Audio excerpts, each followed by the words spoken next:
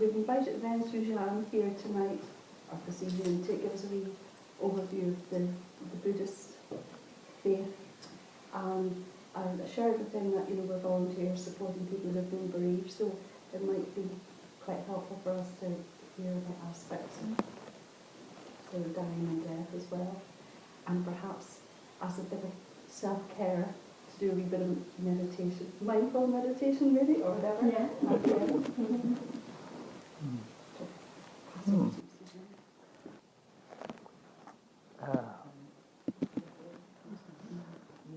Well, I don't know where to start now then. Anyway, thank you very much for having me here, and it's really a privilege to be here, and also thank you for Hillary inviting me to join with this group. To start off, if you agree, I would like to start off with being a silence for a few seconds. Okay?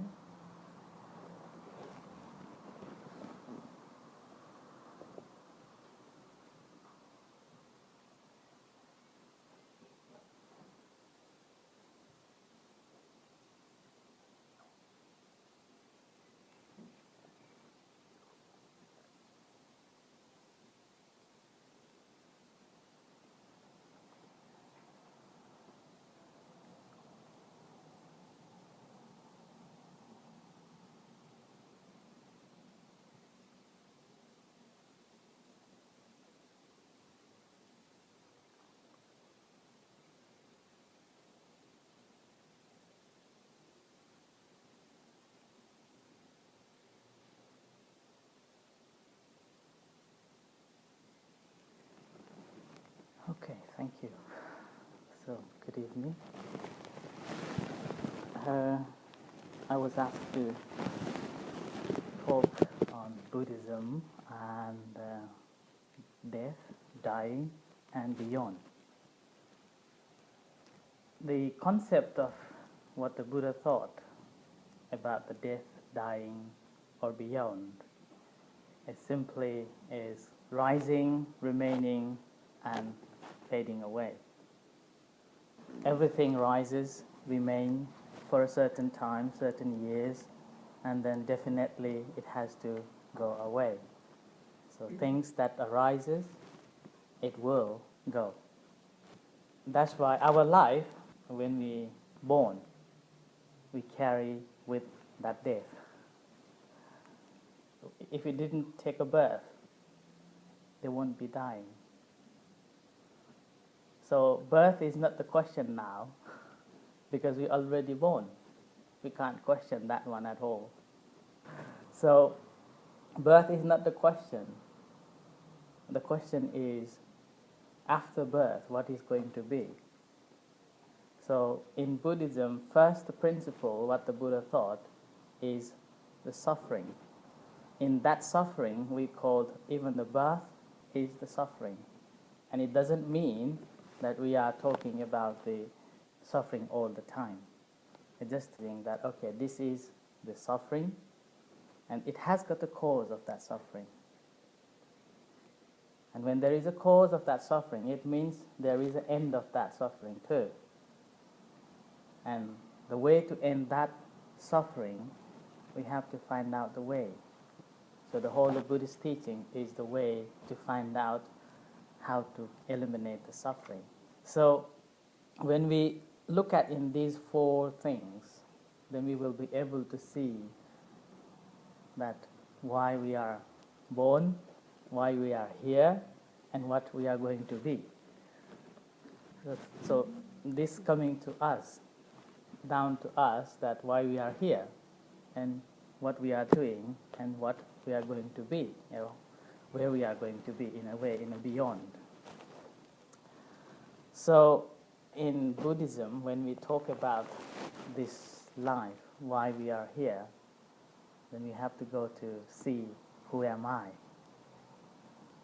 What I am doing at the present moment, or in the past, and what I'm going to be in the future. What I am now, and what I am doing at the present moment, it will take me to the next place, or the next life, in a way. So if we are doing good things at the present moment, definitely we are going to have the happiness in the second moment. And then if we are doing something bad and that makes us unhappy, we name it unwholesome things, unwholesome activities, and definitely next moment going to be unwholesome, taking us into the bad consequences. So it's again down to us at the present moment. It's always counting from the here. So birth is not the question because we can't question, but now we can question what I am going to be, where I am going to be. So people normally think that we can't question about the death, but we can. Although death is certain, but we can that where we are, where we want to go after death. So that again defines from here, not from yesterday, not from tomorrow, from here. Because when we die, we are not waiting for tomorrow, I'm going to die tomorrow morning. No. We never know when we are going to die. So that's why it's not the question of about dying. It's about the question of how you want to be. And to be in that position, if you are aware of your moment every time, at the present moment, with a happy moment, definitely don't worry about after death where you're going to be. You will be happy. So you don't need to be worried about that one. That's why in Buddhism, when we become a monk, we are taught to be practicing on death before dying. So it's like die before die, reflecting on the death all the time. And then that helps us to living in this present moment. And that leads us to happiness.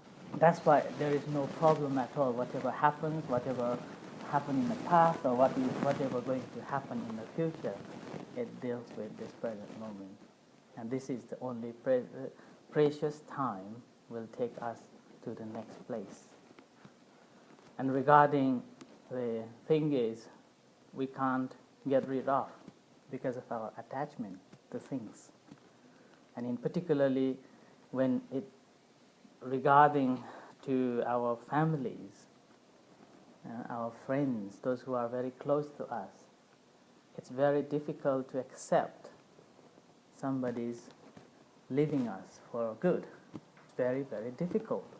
And because that's, again, we don't know where they have gone. And that, again, always I reflect upon myself. When I travel, I used to reflect on the people who's coming in to the airport and those departing to the airport. And among the thousands of people who's coming in and traveling away, I hardly knew, only few people, those who came along with me to drop me off. And rest, I don't know anyone. So it's like the same thing. From this life, we are just going to somewhere, and we don't know. And many people are going in the same door, no matter where we're from, no matter how old we are, no matter which religion we have. We have to go to the same door.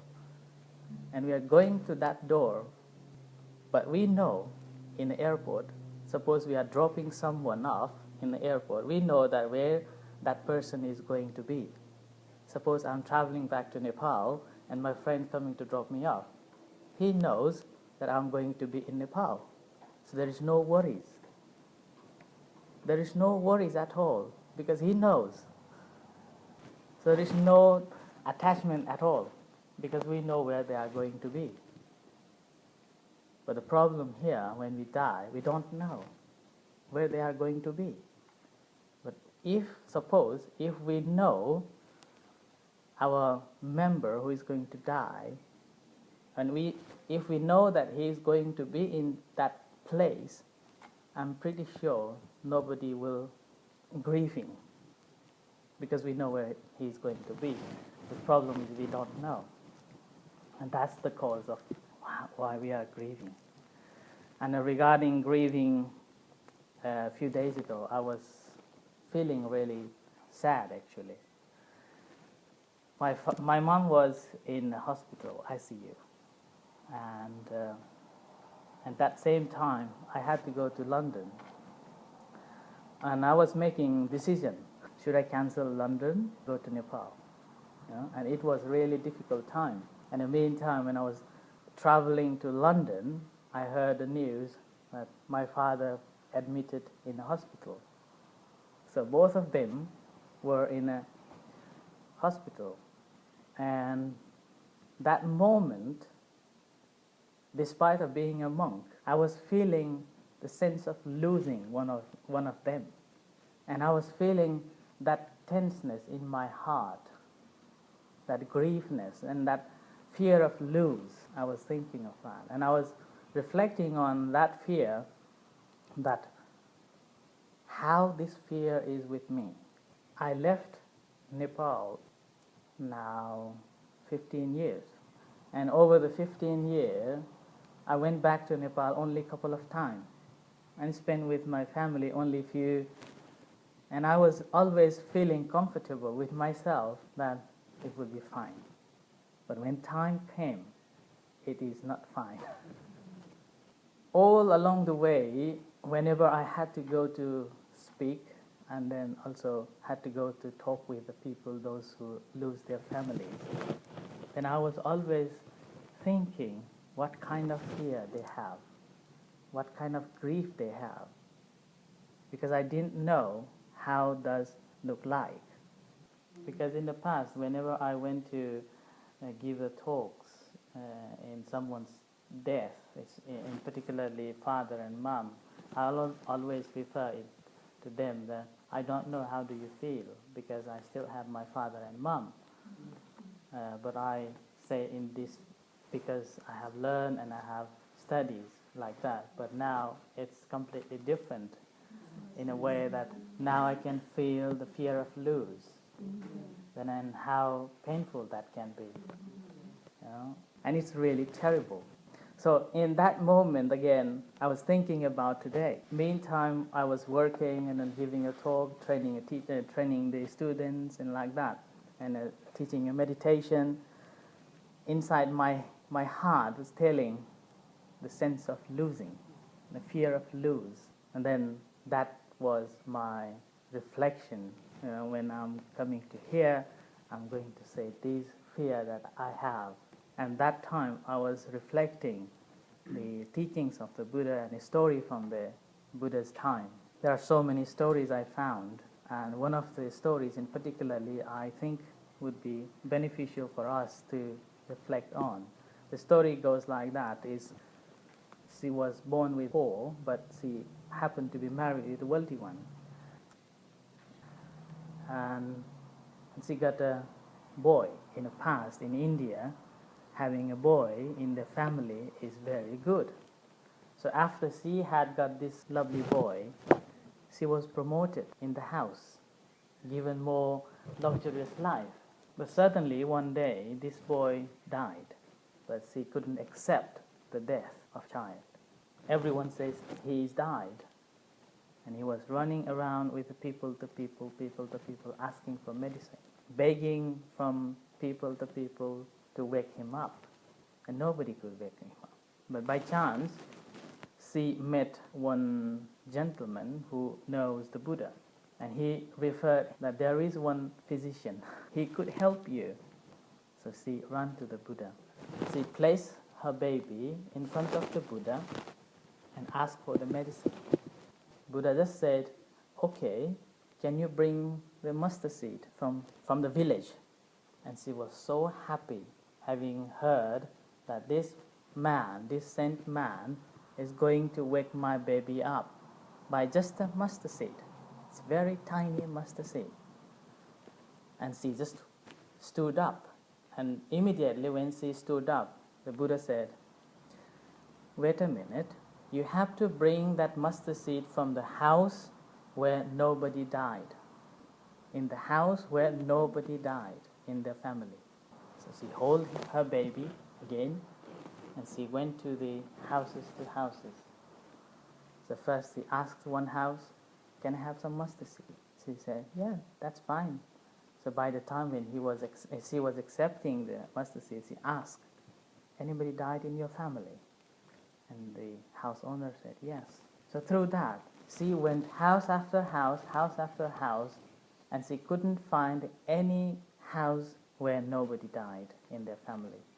And by that time, she realized that death is there to everyone. And she just took her baby and then went to the Buddha and said, thank you for letting me know what is death is. So I think this is very important for us to understand and to accept the reality, what is it. And if we are able to accept that this is inevitable, when there is a birth, we have to die, then I think we will be able to accept and we will not be grieving more. And for ourselves, there are three things happens before we die. The first thing, we will remember our action, all action that we have done in the past. And in particularly, whatever action that is we are repeatedly doing, called habitual action, we will remember the first. And the second, we will remember what we have done using some tools. Like if you are meditating every single day in the morning, you will remember your cushion. So you will remember the subject of your action. And the last thing, called the gati nimitta, which means the linking consciousness. So that last moment of our mind will take us to the next beyond life. So we call it beyond life or rebirth. So the rebirth is again depending on our action, whatever we have done, whether it is wholesome or unwholesome. So that's why early on I said, it doesn't matter in the past or in the future, matter is here. If we are happy or if we are doing good things at the present moment, next moment going to be happy. So death is also same like that. That's why in Buddhism there is no problem with that at all. Only problem is whether we are able to accept it or not. And regarding when somebody died or before they die, what we Buddhist monks normally do, we are invited to visit somebody who is critically ill. They invited us to chant, and normally we chant the loving kindness meditation chanting, and which has got a little bit of long, but again it has got a very good meaning of it. So we chant that one and then do a little bit of meditation in front of the critical ill person and sharing the merit to him or her, and then letting them know to let go. Don't attach to anything. All things that you have done, it's done, and no need to be worried anything at all. Go peacefully. So that is our first thing we will do when we visit critically ill. But again, sometimes they don't die. And then sometimes it's really fun actually when we visit and then we bless him and then we are talking with him. Whatever you have done wonderful. So if you want to die, go peacefully. Don't attach to anything. Your family is going to be okay. But he come back from hospital and then we met him sometime. And often, rather than we making a joke, he will make a joke. Saying that, you really want me to go, didn't you? And then what we can say is just say, well, we didn't want you to go, but if you want to go, let's go. Like that. So that's what we do. And during funeral time, we do very simple, very, very simple. That's why I brought the robe. Also, I brought a few things with me to show. Funeral, very simple in a way, and it depends on the time. If there is a little bit of longer time, we do a little longer. If there is a short time, we will do very short. And that's starting off with the paying respect to the Buddha, obviously, and then taking the 5 precepts, which is not killing any beings, not stealing anything, no sexual misconduct, not lying, and no any intoxicants. So we observe that first to purify ourselves, purify our verbal action, physical action and mental action. So after that, then we perform. The first thing will be the introduction of the one who passed away, and then family members will come and say a little bit, and then we ask family members to put that robe on the coffin, and monk will chant, and that chanting is, we call the anicca sankhara, which means all the phenomena is impermanent. Everything which has arisen needs to be gone. So it's like reflecting on that. And after we take that robe from the coffin, we ask everyone to pay last respect by sometimes we use being very silent, remembering his face and asking for forgiveness and also forgiving. And sometimes we use the incense. In Thailand, we use the flower, paper flower, put it on the coffin. But here, normally we use either incense or just keeping quiet. So incense, everyone will get incense and we'll put on the coffin. And after put in a coffin, before that, before we give the incense, we ask members to pour water from that little jar. And that's a significance of sharing a merit. And whatever good things that we have, we are transferring a person who passed away. Water as a significance of witness that we have done these good things on behalf of him or her, and then we are wishing them to be in a good place. And after that, we put the incense, and then we all stand up and then close the curtain and we'll go. So this is how we do. And then after somebody died, people come to the temple or come to the monks and we chant. We call the 7 Abhidhammas, which is purely regarding about mind and matter and how mind and matter works, and how can we transfer our merit to someone else, and how can we connect from our pure heart to someone who we don't see. That's chanting. Sometimes we do 7 days and sometimes 100 days.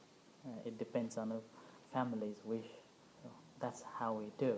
That's why we have a simile about that one is someone who died, he planted the tree. So this is our job to watering it, taking care of that tree, to let the tree grow. So because in Buddhism we believe that every one of us has got the action which takes us another place. We call it karma. So one person who died, he had his own karma, his own action. So he had planted that tree. And this is down to us as a member of the family. And then this is our responsibility to look after that tree. So that's why we have to fence it, we have to water it, we have to take the weeds away it. So that's how we. That's it actually. I think rather than me talking more, I think if you have anything to share or question, then we'll go into it. Yeah. Thank you. How long does, after a person dies, do they become? Good question. When they're ready. Answer is already. Okay. And again, it has got a different philosophies, different views in different religion and different sects within the Buddhism as well. They have different views on that. But in particularly the sect that I practice, that we call the Theravada tradition, we believe we reborn immediately. There is nothing in between. Because there's no wasting time. No. Same like our mind. Our mind work one after another. There is no between. It goes one to two. There is no one and one in between. So 1 to 2. So same with our mind consciousness, which when we die from this life, we call the linking consciousness. it will take immediately birth consciousness. So it's just breaking the wall and then going to the next place. Born immediately in somewhere. Is that born as in the 9 months being carried in mom's womb? No, Or conception conception, already born. from that Yeah, place? yeah. So that's little a different one actually. So it's reborn immediately, and again that reborn, that's why comes into our action, our symbol or sign of our action, and then remembering our action. So that will take to the next immediate reborn in a planes of other existence. And in terms of the planes of existence, we call cosmology. If you go deeper into that, there are 31 planes of existence. So you can be reborn 31 times? No, just one of those planes of existence. So, and human is one of them. Within the 31 of planes of existence, human world is one of them. So in all these planes of existence, it depends on our action, will be born where we want to be. So, at what level is the human form in that 31?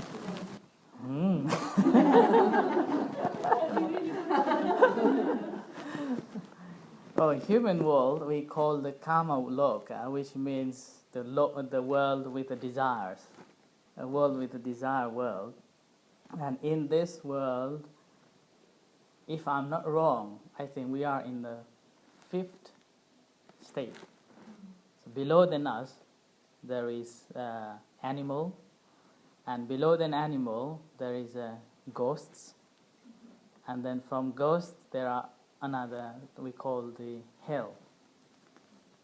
Okay? And above us, so sometimes we call the angels, sometimes we call the gods, and again they have different levels of until the 31 planes of existence. So, and again above us, according to Buddhism, believes that they have got long year to live than us, and the just above us, we call it the earthly devas. They have got about 500 years of celestial year. One celestial year, it says, equivalent to our 50 years. So they have got a 500 celestial year of age. So, like that. You have to be mindful in this life Yes. to get to the next stage. Yes. You hope. You don't need And to even hope. longer mindfulness in the next stage to get to the next stage. Yeah. So it is depends on now, and will take to another. So that's why no matter what happened in the past, it doesn't make any difference at all. It does have effect, but we don't need to worry about that one. The more we worry about that past, it means we are repeating, doing again and again and again. It's become a habit. So when it becomes a habit, then surely. So if that's a bad thing that we are thinking, I shouldn't have done that one, and regretting it again and again, it means we're going back to that place. And if we are not, okay, that's fine, done is done, finish. So I will start new. Then that takes to another. But during this time, sometime the effect of our past action will come. But if our intention is good all the time since we realize, then that won't affect much. Although it has got some effects, it won't affect because our intention is good, our determination strong, then we'll get by. Is it about what I would call self-forgiveness or self-acceptance that we're not perfect? We might try to be, but we get tempted or whatever. It's not that we are not perfect. Normally we call it radical acceptance. So accepting it as it is, rather than definition, giving definition that I am not good, I am bad. No, it's like I am. Who am I? Just I am. There is no definition at all. Just you are. So radical acceptance. So accepting as you are, Yeah, I like that. Yeah. So, is the purpose of meditation to get to know yourself better and connect with other people? First thing, if you know yourself, you don't need to connect with anyone. It will automatically connect with them. Because your mind becomes very compassionate, loving kindness, willing to help, understanding their suffering, understanding how they are doing. But if we don't know ourselves, we are just forcing ourselves to love someone, and that's not the pure love. We are forcing ourselves to share our compassion. That's not the pure compassion. First, share loving kindness and compassion to ourselves first. Feel that first, and then you don't need to try. It will come automatically. So that's why meditation, the core teaching of meditation is to know ourselves, what I am thinking, what I am doing, what I am saying. Only three things. We have to remember what I am saying, what I am doing, and what I am thinking now. Not yesterday or just before, now. So that's, I've heard people say be in the moment. Yes, Yeah. that's a mindfulness. It sounds lovely, How long did it take you to find that calmness It depends on your mental condition. at that time? Yes. So you still have trouble with that? Yeah. Good. Because we have same tendency, our mind has got the same tendency to think, to grasp, to know, to want, never stay in one place. And again, our mind needs something to cling on all the time. Without something, mind doesn't exist. Mind always needs something to play on. So that's why mindfulness meditation is to finding a one object and letting our mind play with that only one object. So calmness will arise when our mind is working with this only one object. So that is a concentration. And when our mind is concentrating in that one particular object, our senses are open. So we have to open our senses. And that time, whatever happening in surrounding us, we are aware of it, but we are not judging or defining what is that. We're just aware of it, what's happening, that's it. There is no definition, oh, that's happening, I don't like it. No. It means when we are defining, oh, that's happening, I don't like it, it means we are not focusing. Our monkey already jumped from this branch to another. It's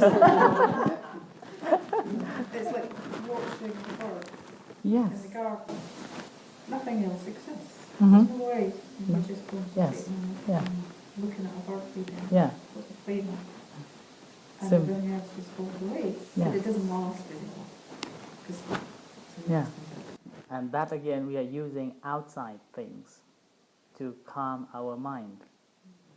But when we are doing a real mindfulness meditation, then we are dealing with inside, not outside.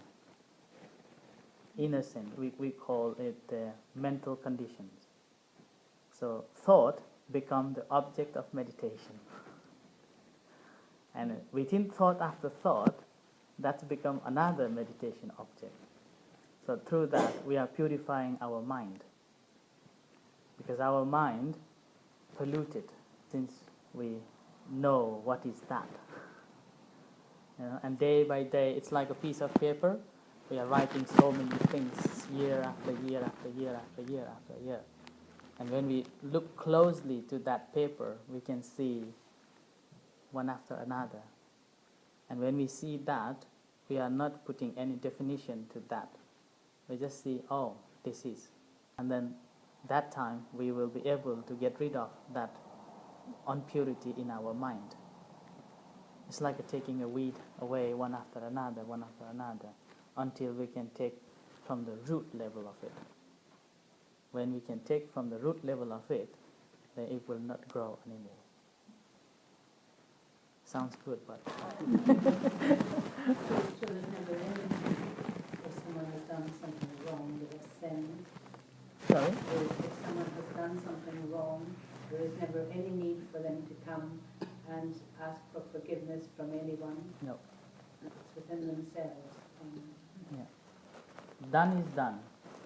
We don't need to go back and taking it back. So just leave there. And just be here. So does that mean we don't have to feel any guilt? When we are feeling guilt, it means we are punishing ourselves again and again. Yeah. And that doesn't help us to grow. That doesn't help us to be confident. It doesn't help. Just need to accept that I have done this, that's fine. But now on, carry on. So that's the thing. That's why meditation helps us to accept things that happen. And that's the main thing, acceptance. Sometimes we call the stop. Stopping here. Sometimes we call pause. Play movie, pause it. Do you ever have people who depart from the faith, who find that they can't cleanse their own mind? Do they actually depart from the faith ever? Faith, you mean Buddhism? Yes, from Buddhism. Buddhism is not a faith in a way. And me, I wasn't born Buddhist. Okay. I was born Hindu. And my family still are not Buddhist. So I chose to be Buddhist. And I'm still finding it very fascinating. And the more I study, the more I practice in particularly, I found there are so many things to be known within myself, not outside world. It's like an ocean. So that's why when people come to study about the Buddhism or practice Buddhism, if you want to carry on, fine. If you want to give up, that's also fine. Because one of the beauty of Buddhism is called come and see. If you like it, practice. If you don't like it, just leave it away. That's why Buddhism is. But in the West, normally Buddhism is a religion in a way to set up centers or tax purposes. That's why we never ask anyone to convert into Buddhism. We are not converting anyone. But if they want to learn meditation or study Buddhism, then that's fine. And we are not asking them to come, or we are not asking them to believe or nothing. Again, Buddhism doesn't ask us to believe. So you don't have places, say in Aberdeen here, where you all meet? We have, yes. Yeah. It's like my place. We have a little small place where we do meditation and chantings and Buddhist chanting things like that. Yeah, we do. Where I met Hillary, actually. So, and again, those who are coming to my place, apart from Asians, they never call themselves a Buddhist. And I have a few friends from, I used to live in Birmingham, and I have a few friends, Western friends, and I've been teaching and discussing with them since 2005, but they don't call themselves a Buddhist. But I go to the churches as well with them. Like Christmas Eve, it's like, it's okay. It's very flexible. Buddhism is very flexible. Can I just go back onto the bereavement side and ask, what do you actually do? Do you have something specific to do with the remains when someone has died? What actually happens to their remains? That's a very good one, yeah. After somebody dies, we collect the ashes, and then first they bring to the temple, and invite monks to pray and chant and offer on behalf of the one who passed away, offering food to the monks and sometimes offering clothes, and then pouring the water as a witness that we have done on behalf of you and all the merits that we have done, transferring to you. Some families will put the ashes in their homes, or sometimes they just take the ashes to the river or just pour into the wind, and sometimes they plant the tree. But for Buddha himself, we pay respect to his ashes. Still, we have the tradition of paying respect to his ashes, that we have believe that that ashes belongs to him. Yeah. There are no burials, so cremation. No. There was a cremation when he died, 2,556 years ago he died, and there was a cremation of that. And after cremation, all the ashes was divided into different places and built the pagoda, and through that pagoda, those ashes again brought into different places, like that. And what is the purpose of not eating after 12? If you are ill, then you can. Uh-huh. The purpose of not eating, I think, when you are eating, you are not mindful much. When it's like in 4 parts of our stomach, if this is full, then always we want to go to rest, or we want to go to sleep, and we don't want to meditate, or we don't want to be mindful of what we are doing. But when we have little empty in our stomach, and there is always some sort of mindfulness remains with us. So that's the main reason behind not eating after 12. It's not for not for the dieting or becoming slim. That's behind the story is like that. But the rule came up, not eating after 12, when monk went to beg food in the night time. Can you imagine wearing this robe and then standing with a bowl, and if there is a bush you can't see, and you just come out from the home, you probably think there is no light again, you see. You probably think ghost standing next to you. So, and the story behind is, yes, villagers thought ghost standing. And then that's the one reason. And another reason was whenever monks eat in the evening and meditate, they always fall asleep. And the third one is sexual emotion things coming. It's like sexual need will generate. And then the fourth one, when you eat before you go to bed, difficult to sleep first, and the second, you may have a nightmare, dreams, different dreams, and when you wake up with a heavy head, like that. So these are the reasons why Buddha didn't allow monks to eat afternoon. You mentioned it a few weeks ago, Suzanne, and I find it fascinating anyway. I'm just wondering what you'd like to share with everyone about the fact that for a man marries, he has to become a monk for a wife. Yeah. In Thailand, all men needs to become a monk for certain days before they marry. Normally, if he married, hasn't been a monk, then we call him uncooked. So once he become a monk for certain days, then we call him cooked. And in Thailand, it's a tradition actually. All the Buddhists, although sometimes men don't want to be a monk, but ladies enforce him to become a monk for some days. Like that. So How long do you do that? it depends on them. Normally 7 days required. What does that mean, to live as a monk? To live like a monk, obviously, in the West is different. Mm-hmm. In back in the Buddhist countries, it's very different in a way. You haven't got any possessions, only a robe. We have a little bowl where we eat, we bake for the food and eat, living in a monastery.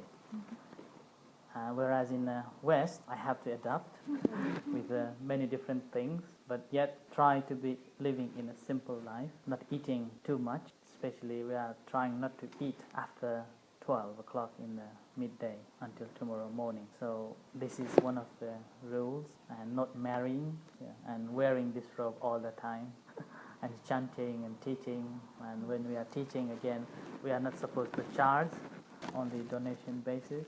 Yeah, like that. So for 7 days, they are not allowed to eat. Well, if that's a 7 days, then they have a strict timetables Okay. they have to follow. And they have to attend the classes, they have to attend the meditation courses, attend the Buddhist classes, and little bit of monasteries working. And within, if that's a 7 days, then more of more chanting, more study, and more meditation. The reason is to accepting things, knowing what's the difference between general society and living you alone. It's like learning to self-sufficiently living, and also learning to feel the gratitude towards the family, towards the people, because you have to go for begging food, and that begging, you are not asking for food, you are just walking on the street, and people will ask you to come and accept the food. And that's why when you're going for collecting a food, this is my own experience, I want to go back my temple early. So I want food sooner. Sometimes you can see people holding food, but you can't say, give me food. I mean, whenever I see someone holding a food, I walk slowly, thinking that she or he will put food on my bowl. But sometimes they don't. So you have to walk past with the thought, why he's not giving me? So like that. So that also generates the gratitude, the support from the people around us, and also appreciating their support. And that helps them when they go to the family life. He is not the one. He needs to living within the family, because in the monastery you have to live within the community. So you are helping together, working together, learning together, everything together. So same with our family. You have to appreciate, you have to learn to know things. So that's why we call him as a cooked one. The colour of your robes, is there significance? Basically, significance would be, we call a saffron robe. At the time of the Buddha, there wasn't any piece of cloth that made into one big piece. So the history says monks collected a little piece of clothes and collected, and after they have got enough cloth, they make it as a robe. And after making the robe, it became very colorful, different colors of the pieces of the clothes. It wasn't nice. So then Buddha asked monks to cook in a jackfruit, boiling the water and with a jackfruit tree. And when we cook that, different colors pieces of cloth into that, and this will become a saffron. So that's why this is probably one of the oldest fashion is still alive from the time of the Buddha. So I'm still wearing. But the color again different now. Like in Thailand, normally this color, and in Burma or in Sri Lanka, they have a little bit of a kidney beans one. Do you ever go to visit monks from other areas? I'm thinking in the Benedictine monks or anything. Do you go to visit at all? If we have opportunity, we'll go, but I haven't been to any of them. No. But I think last year in Birmingham, one Catholic monk from Liverpool, he came to stay in our temple in Birmingham for 3 days. If we have a connection and if they're willing to have us, we are visiting them. Yeah. It's opening our mind, isn't it? Opening our eyes, learning things. So whenever we have opportunity, we should go. So do you think all suffering is because you don't accept the truth? Yes. like suppose something very valuable you have and you broke it, and if you accept that, okay, this is broken, then there is no attachment to it and you don't have any suffer anymore. But if you attach, oh, this is so precious for me, I bought it from there, or I got the present from that person, he was very special to me, now what I'm going to do with this? Then there is a suffering. And it will last longer the more you cling to that one. But if you accept, okay, this is changed, so it's happened, then you don't need to be worried about it. It's gone, it's gone. Because the moment when we stop, or the moment when we accept, that is the moment you are. Before you accept, you are not you are. You are with someone who died. You are not you are. So when you accept, it means who you are. Right now, you are. And then that moment, you feel a coolness. And that's a releasing. Start to release. Would this be sort of an appropriate time, Suzanne, to say we could do a little bit of meditation? Because I think we could keep asking lots of questions for a long time. Right. Being aware of what's happening, while it is happening, is meditation. I think I would better call it mindfulness. So mindfulness is noticing what is happening while it is happening now. Nothing else. So let's begin with this thing. So try to notice what's happening now.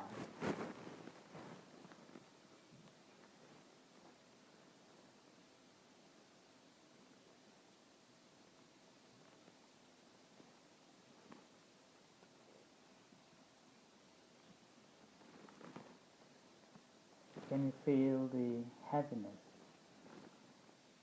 heaviness on your chair?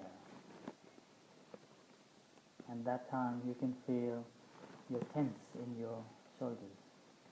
And if you put your shoulders down and put all the weight on your touching point between your chair and your body, and it automatically brings you down to relaxation. You don't need to force yourself. It will automatically bring you relaxation.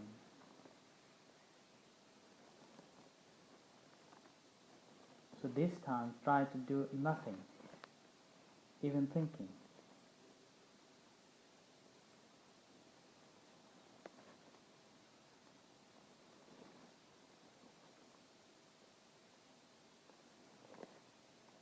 If you want to go deeper, then you better close your eyes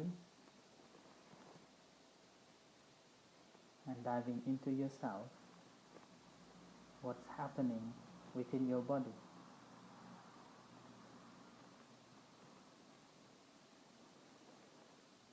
This time, if you feel any parts which is intense, let them relax.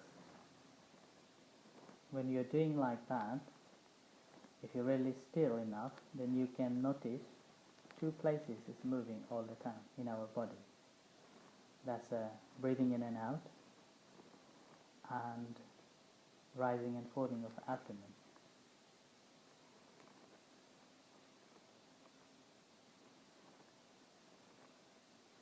Whichever you feel stronger, either breathing in and out or the abdomen. Observe that one, noticing that one, either breathing in and out or the rising and falling of abdomen.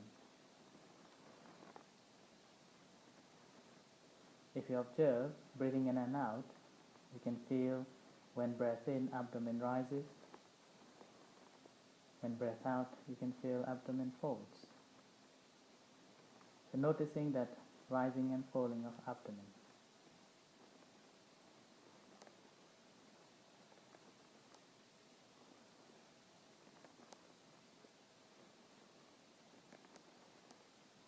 That's settling your mind down from the busy schedule, thinking. Settling into this rising and falling of abdomen. So you may notice rising, falling. Rising, falling.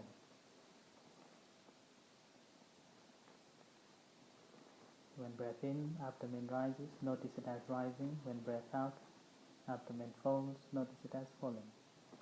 Rising, falling. Rising, falling.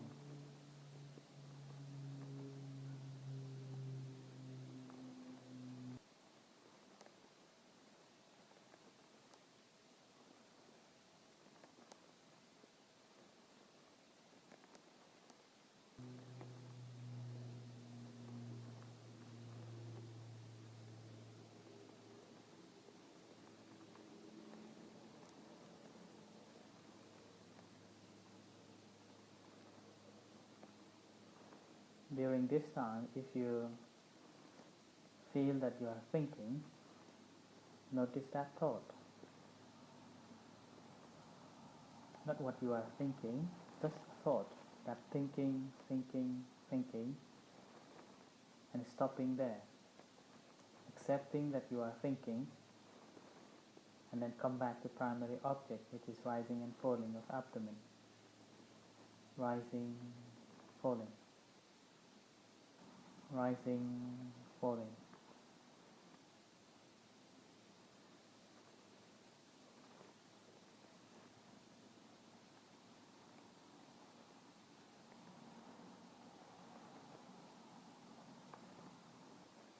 During this time, if you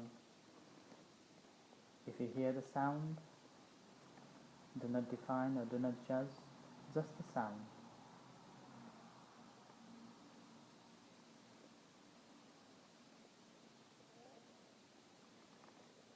If you feel heat, just the heat.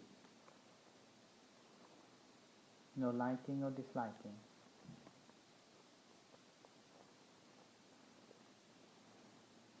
And bring your mind back to the abdomen again and again. Rising, falling.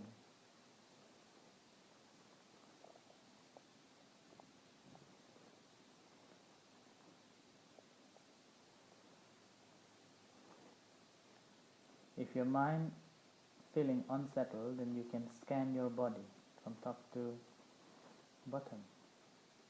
Just imagining that you are standing or you are sitting in front of the mirror and looking at yourself.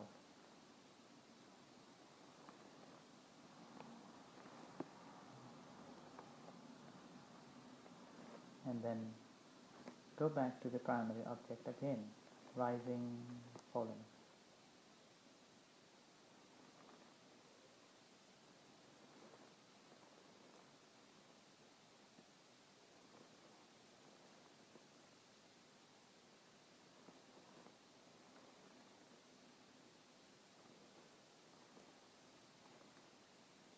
Just knowing as it happening at this present moment. Rising, falling within our body.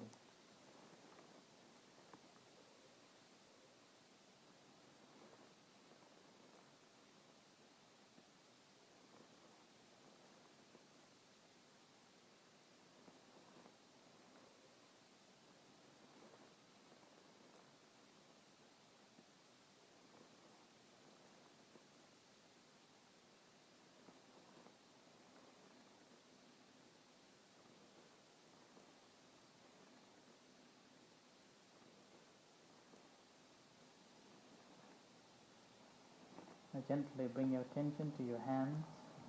Do not move, just observe what your sensations are in your hands. Feeling calmness, sharpness, tingling, tickling, or heat, cold. Just observe.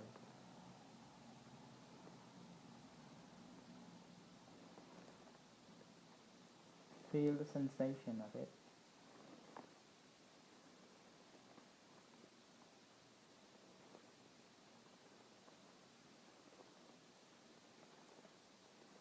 And gently bring your attention to your heart. Feeling the beating heart.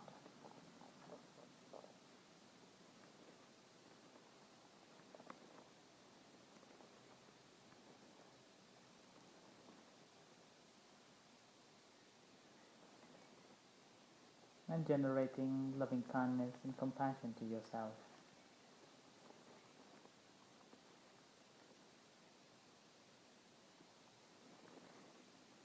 Feel that love and compassion, that you really want you to be happy, that you really want you to be free from suffering, free from all calamities.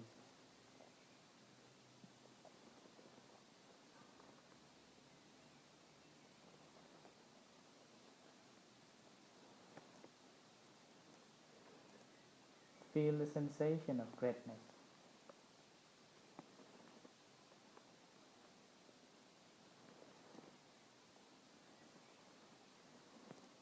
Similarly, generate the loving kindness and compassion to all other sentient beings.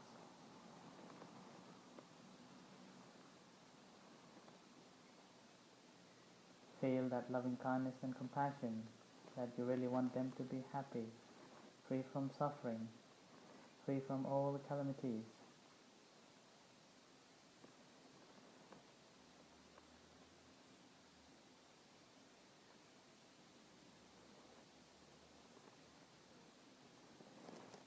And again, gently bring your attention to your hands. Feel the sensation.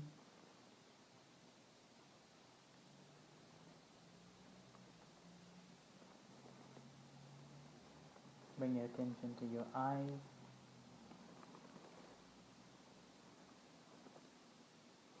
Feel the sensation in your eyes and gently open your eyes and reflect for a few seconds.